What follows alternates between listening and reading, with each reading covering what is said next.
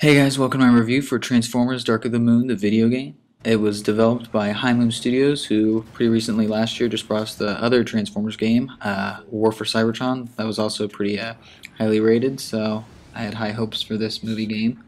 It's a prequel to the movie, I guess. I can't really say how this story in the game will impact the movie because across these 7 missions it was kind of boring and I'm not really sure what happened. It introduces, I guess, a new villain, Shockwave, but I'm not sure if he's like the main villain of the third film. I don't really know much about Dark of the Moon, so I can't really say. Maybe it'll have more of an impact. As it was, they just kind of felt like individual missions with not a whole lot interconnecting all of them, or what was there was kind of eh. However, it makes up for it in the gameplay department. All the Transformers that you play in each of the missions feel very unique and distinct. They all have their own unique weapons, special attacks, and vehicles to transform into.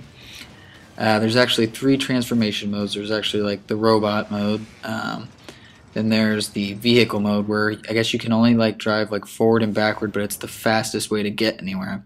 And then there's this new one that they're calling the Stealth Force mode, which is an odd choice because there's nothing stealthy about any of it.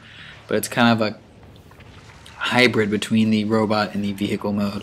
It allows you to move with a little bit more speed. You get a defensive boost, and you can move not just forward or backward, you can move in any direction, and it gives you a different set of weapons than your normal robot transformation. So it allows for some versatility and can let you mix up some of the conflicts and make it pretty interesting. The controls might take a little bit of getting used to for some people. Switching, there's some different buttons do different things depending on which mode you're in. However, I picked it up probably about a little less than an hour, so it's not terribly bad. The graphics in this game, they get the job done. They're nothing eye-openingly like amazing or beautiful, but like they're detailed enough and it looks right. So you know, it wasn't a distraction, but it wasn't awe-inspiring. The environments are just kind of okay. I felt like they were all the 7 levels are distinct from one another. However, within that level itself, I feel like there's a lot of repetition. So call that what you will. And I feel like the scale of some of the environments, sometimes the environments don't feel in scale with the robots. You just feel like you're just playing like any normal third-person shooter. Like some objects might not be the right size or something, but that could just be me being nitpicky. The multiplayer I thought was surprisingly cool. It's very robust for a movie game.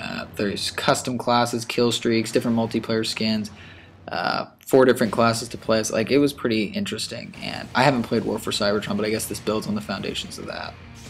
The problem was finding a match.